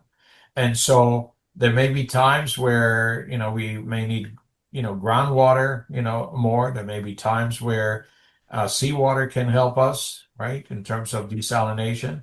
And if we have advanced recycling, that, that can, also help. So we have to look at all those, different water sources. It's flexible, it's cost efficient, and it's exactly the kind of thinking we need as climate change continues to make droughts more intense and unpredictable. When we look at Monterey County's recycled water programs, especially Pure Water Monterey, you see a blueprint of what's to come. It may not be perfect, and it isn't the cheapest, but it shows what can happen when a region invests early, collaborates with one another, and treats water like the precious, interconnected resource it is. Recycled water will never just be an environmental strategy or financial decision. It is a forward-looking model that a lot of drought-prone areas may want to look into as Monterey County navigates its increasingly uncertain water future. Next, we have our co-host Sergio Murillo sharing his experience and perspective regarding recycled water systems. Thanks, Holden. Living in the Gavilan Acres area, in the outskirts of northern Salinas, water isn't something my family and I take for granted. It's something we consistently think about. The Salinas Valley Disadvantaged Community Drinking Water and Wastewater Planning Project really hit close to home because it talks about problems that people in my community, including my family, deal with on an everyday basis. According to the report, several small water systems in our area have had nitrate contaminations above the legal drinking water limit. In some cases, going back as far as 2009. Because of this, many families like mine don't trust the tap water for drinking or cooking and rely heavily on bottled or purified water instead. In my household, we go through about 45 gallons of bottled water every week and a half to 2 weeks. That's just to make sure we're drinking water we feel is safe. Even with that, we still use tap water for things like showering, laundry, and cleaning, and that comes with its own issues. I've noticed that my skin tends to dry out more than usual, and our clothes seem to discolor faster than what feels normal. These might seem like small things, but when they happen consistently, they start to add up and affect daily life. What this project proposal really shows is that this isn't just an individual problem, it's a community wide issue.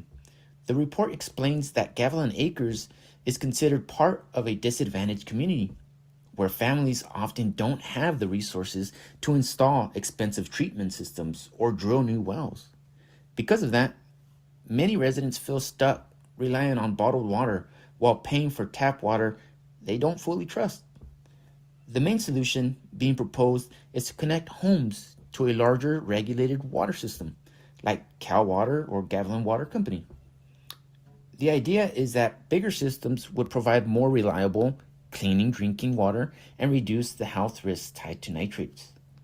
Residents who were interviewed for the project proposal expressed interest in consolidation because it would be a long-term fix instead of a temporary solution, like bottled water delivery.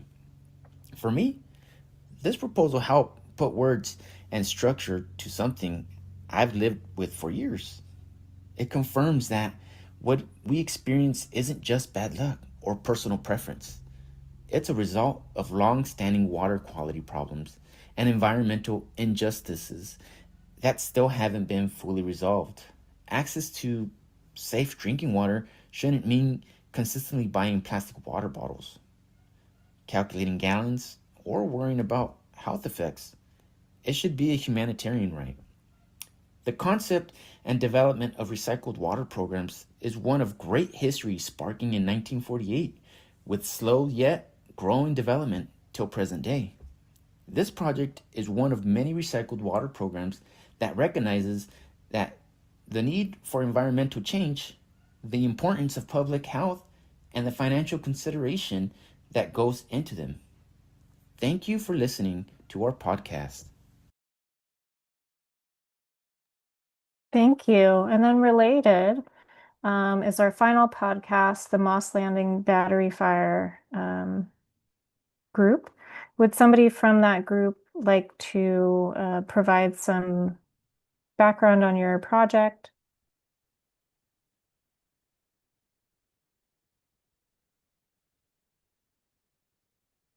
So, for our podcast, we wanted to look at a broader topic of environmental justice. And then for that, we did a case study of the Moss Landing Battery Fire and how this fire happened, how it affected the environment and the local community.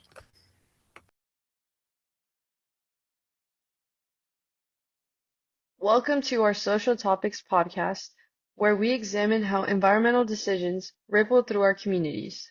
Today, we are diving into an event that shook a small California town earlier this year, the Moss Landing Battery Plant Fire of January 2025. This disaster forced evacuations in the small coastal town in California County, polluted air and water, and raised urgent questions about the safety of large-scale lithium-ion energy storage. On paper, Moss Landing represented the future, one of the largest lithium-ion battery facilities in the world, built to help California store clean, renewable power. But the reality was far more complicated. When the batteries ignited, they didn't just burn, they released toxic smoke, contaminated runoff, and potentially created long-term health effects for residents and ecosystems. In this podcast, our group will break down the incident, the evidence, the environmental justice concerns, and why communities across California, including Watsonville, are pushing back against new battery installations. Let's start with the basics of what happened and what made this fire so dangerous. On January 16, 2025, the Vistra Energy facility in Moss Landing burst into flames. This wasn't a small fire either. The flames reached towards the sky and burned so intensely that firefighters couldn't put them out with water due to the chemical hazards.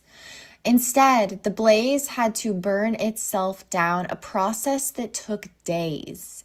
And because lithium-ion batteries can hold energy even after appearing dead, the site reignited in flames a month later on February 18th. To make matters worse, this wasn't even the first time Moss Landing had issues. Similar battery fires had happened in 2021 and 2022. This is a pattern that raises a pretty crucial question. If this is the technology we're supposed to trust as part of the clean energy future, why does it keep causing fires with potential ecological and health effects for the nearby community? To understand, we need to look at the science behind these fires and what actually makes them so dangerous. Lithium-ion batteries are widely used in phones, electric vehicles, and laptops. But when you're storing them by the tens of thousands in one facility, the risks do multiply. These batteries can ignite from physical damage, contamination, overheating, or even internal failure. When they catch fire, something called a thermal runaway happens. In basic terms, this means the battery creates its own oxygen, feeding the flames and making the fire burn hotter and more intensely. That's why water couldn't put out the Moss Landing fire. And because the batteries keep heating themselves, the fire spreads rapidly and can ignite even after it seems to be extinguished. But the chemical dangers are far from worse. Fires like this release toxic gases, microscopic particles like PM 2.5, and heavy metals such as cobalt and nickel. The thick smoke containing these chemicals can drift for miles, and these pollutants can cause long-term respiratory, neurological, and cardiovascular problems. So when companies propose putting these facilities near homes, farms, schools, and coastal ecosystems, the risks aren't hypothetical. Moss Landing shows exactly what could go wrong when a fire like this breaks out. Although originally inhabited by the Ohlone people, Moss Landing is named after Charles Moss, a retired ship captain who moved to the area in 1866. Realizing the potential of the location, Charles Moss constructed a 200-foot wharf to establish shipping facilities and a pier for commercial water traffic. However, its location is what makes Moss Landing especially vulnerable. The facility sits right at the edge of Elkhorn Slough, one of California's most ecologically rich wetlands. It's home to otters, migratory birds, fish species, and fragile marine ecosystems that rely on clean air and water.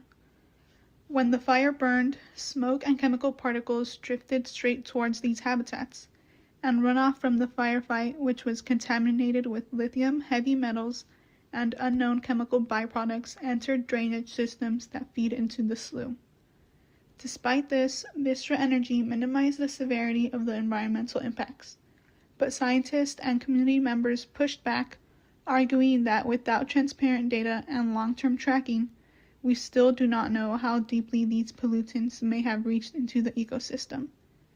This wasn't just a technological failure, it was an environmental governance failure. Now, when the Watsonville proposal came forward, the company insisted that the new facility would, quote unquote, meet all local and state requirements, but that didn't reassure people. Now, Max Christian, one of the project leaders, even admitted publicly that the Moss Landing facility would not have been approved under today's fire safety guidelines. He argues that the new site would use a different battery chemistry, supposedly safer, But for many residents, that raised another question. If technology keeps evolving because past designs were unsafe, why are we all still placing experimental energy systems so close to communities? This is where the issue intersects with environmental racism. These facilities often end up in working class, Latino, or low income areas, communities that already face disproportionate pollution and fewer political protections. Now, as far as my interviews, I ended up interviewing two people. I interviewed this gentleman named Josh Contreras. He's actually a local boat owner in the Moss Landing area. Something he was concerned about was these battery packs, these lithium-ion batteries being in like a busy community like Moss Landing. So he was proposing that maybe they should go to like more rural areas, further away from where people live, where people's homes are, and then another person I ended up interviewing.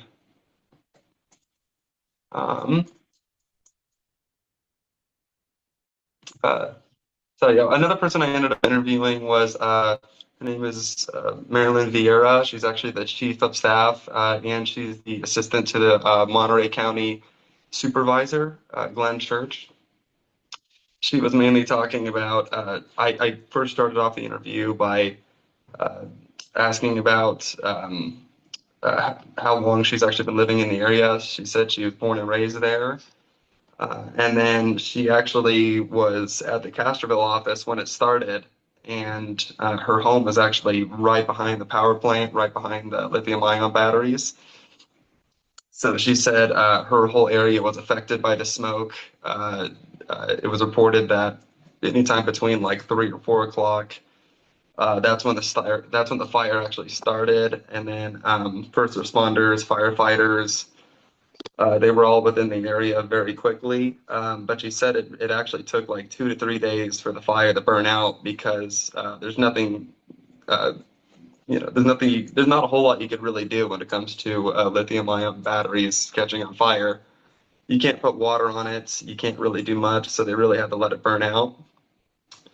And then she said that actually back in 2022, there was a PG&E and Tesla battery incident that happened previously to this fire. And so once that happened, I think a lot of people within the area already knew how to respond to this crisis.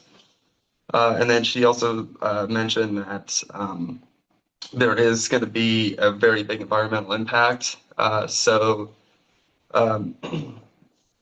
they're going to be testing, I guess the EPA and Vistra will be testing, they'll have air monitoring equipment to actually monitor the air for at least a decade within this area.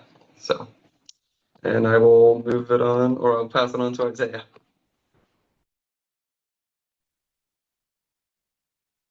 Okay, and yeah, this brings us to a larger and not larger, but to another important point, and it's that clean energy doesn't automatically equal safe energy. Moss Landing was supposed to symbolize California's green future, but instead it exposed flaws we have in environmental oversight. And it's true that the numbers of accidents have decreased as the number of lithium battery storages have increased. But this highlights how older facilities must be constantly upgraded and evaluated. It's a reminder that safety protocols have to be in top shape, and we must hold those responsible for accidents like these accountable because of the harm and unique dangers that they can cause. And despite its clean energy branding, the facility introduced new kinds of air and water pollution. There was toxic smoke, contaminated runoff, and fine particles like PM 2.5 that can enter the bloodstream.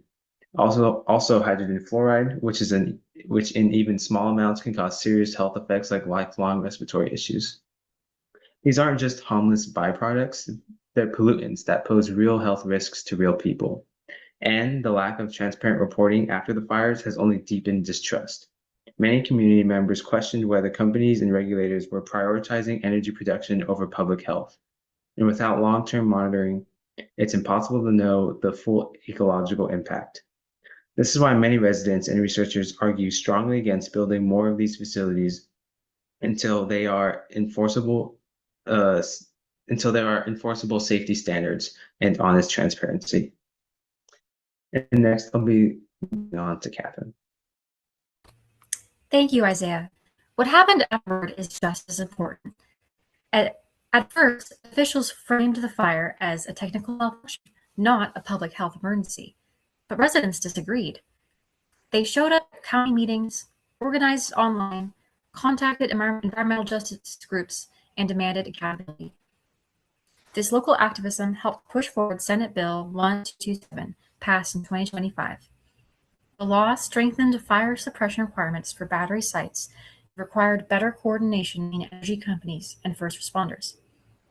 It was a step, but for many, it still wasn't enough. Because the fundamental problem still remains.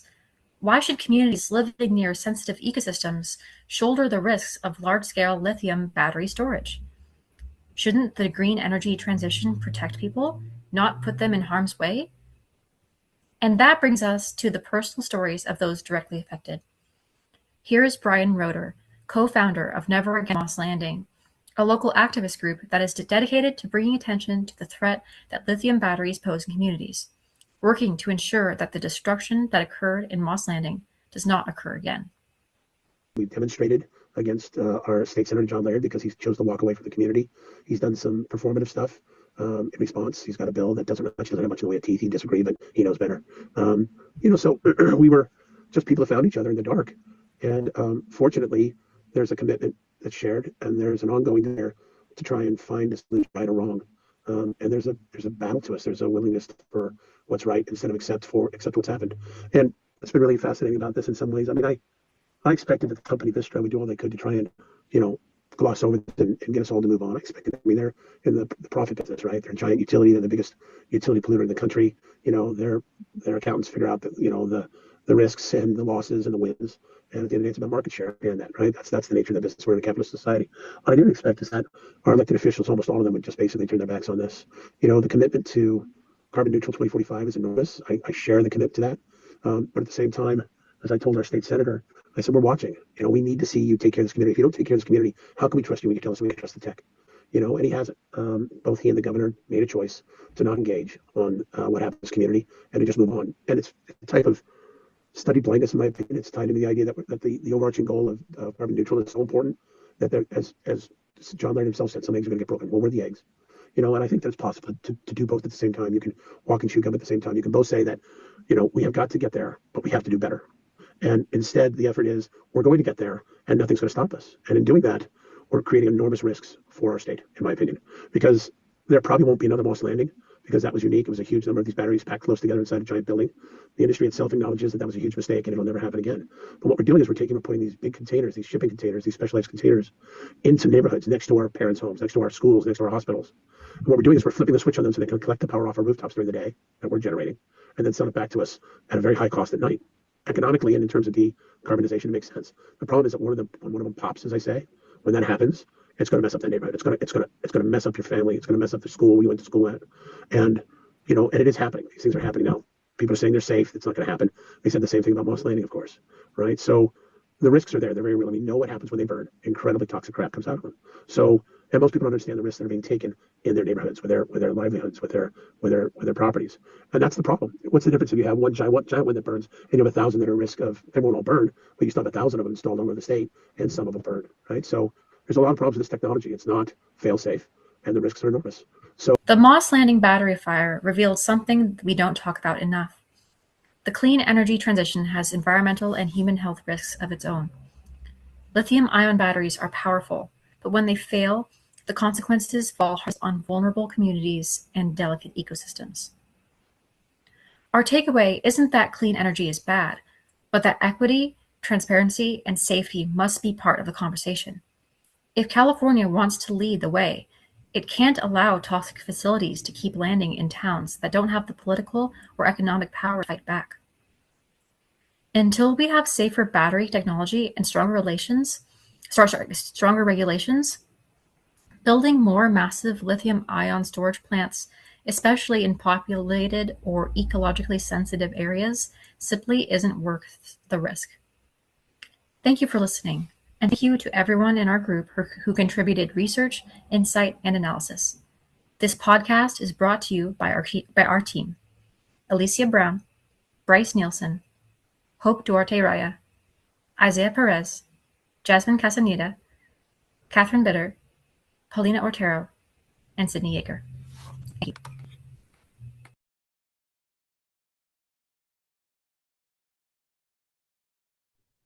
Thank you.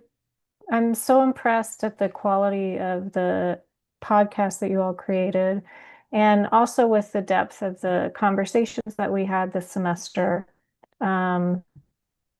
I feel better about the future knowing that you all are there asking the that need to be asked.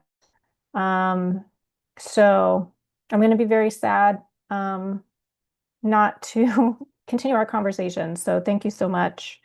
And just as a reminder, if you have not turned in your time log for your service hours, please do that as soon as possible. And you have until Friday to turn in any missing work that you have. I encourage you to do that because I want you all to get the best grades possible and to succeed. And I hope that I see you all in the future. So thank you very much. Thank you. I had a quick question about the time log. Hold on one second because I don't want your questions to go live online. Oh, okay.